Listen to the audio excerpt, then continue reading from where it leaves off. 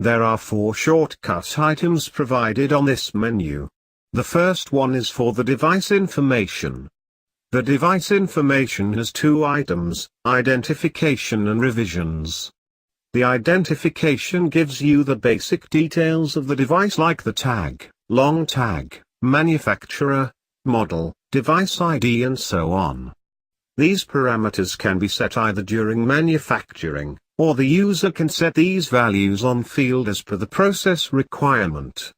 However, the user cannot change or modify all the parameters listed here. The parameters, manufacturer, model, device ID and product configuration are not user-writable. These parameters need to be set during the manufacturing in the factory.